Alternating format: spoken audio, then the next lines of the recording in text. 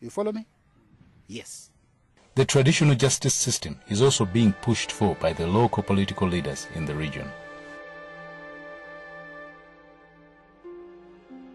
But what is cardinal and paramount in Mato Oput is that the murderer accepts the responsibility that I did it. The second important thing is that the clans or the tribes or the families accept and take over the responsibility. So if my son, and I'm from Pagaya, kills the son of somebody from Koch, my family and my clan have to accept. And that's what makes it important. That why we think it solves the problem is that the tribes now, since they've all crisscrossed in the murder, now accept that we accept the responsibility that our sons and daughters committed the murders.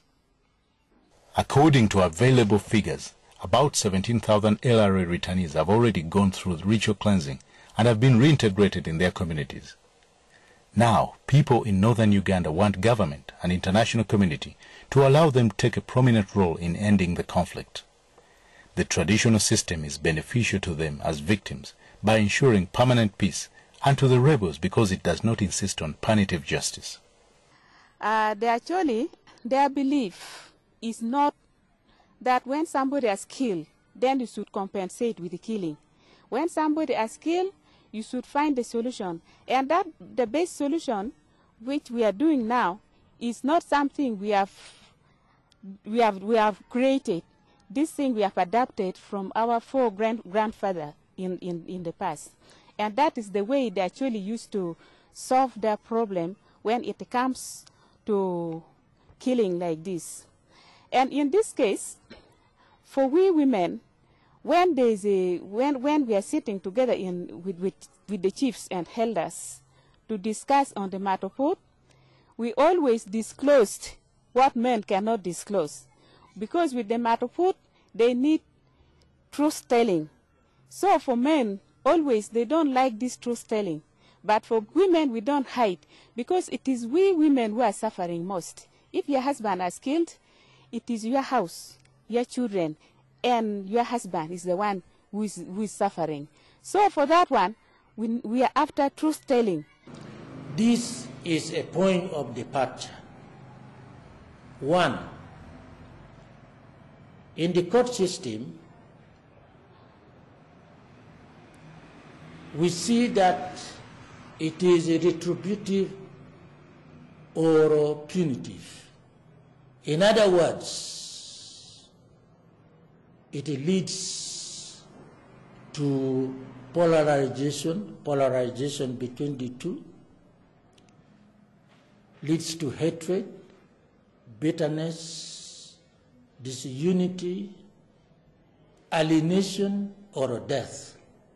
It does not focus on life, but it destroys human relationship. Because if you are polarized from one another, you will never come together to live together again. So that is a very dangerous thing that the court can do. The cultural justice system is pro-life and holistic. In other words, it focuses on life and human relationship. It is a restorative and transformative justice system, which means that it restores broken relationship. It also transforms the broken lives to become whole again, so that the people can live again and then have their future for their children.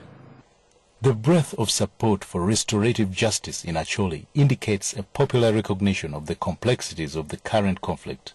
It also demonstrates the inability of formal processes to deal adequately with serious violations within the community, especially intricate ones as those involving victim perpetrators, as is the case in this northern Ugandan conflict.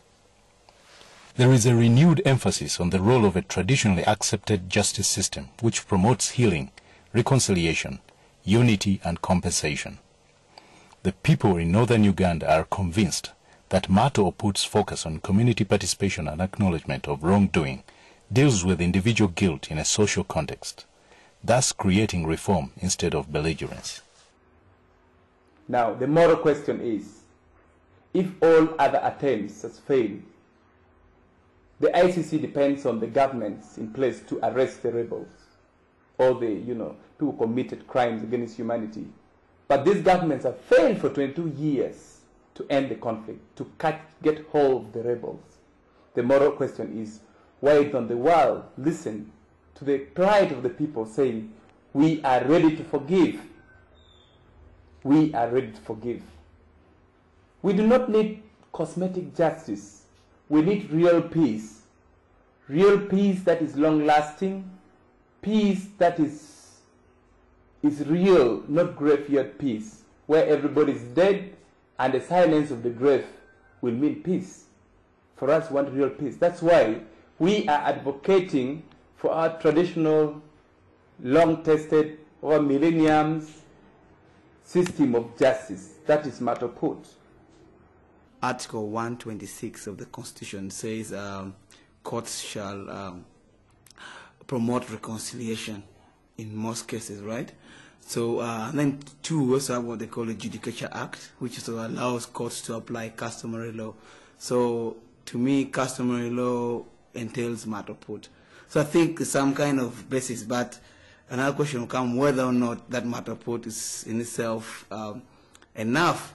I think, as I said, it's a big challenge. We must be able to explore, and I really call upon most of the lawyers, especially from this northern region, and Uganda, who are interested to try and develop this new jurisprudence, so to speak, like legislation on Mato Oput and all these issues, because we're looking at how can traditional justice be a form of addressing post-conflict situations.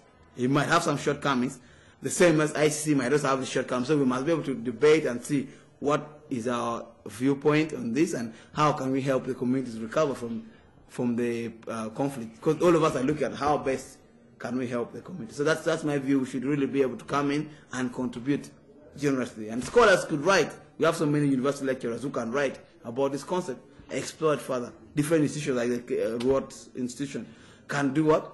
Can research on this and find out how best to handle some of these situations.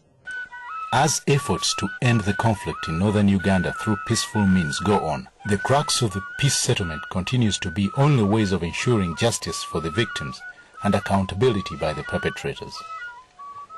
The International Criminal Court should not be a stumbling block, but should let the Special Division of Uganda High Court and Mato Oput provide the necessary platform for justice and accountability to prevail. But many people in northern Uganda believe it is Mato Oput that will provide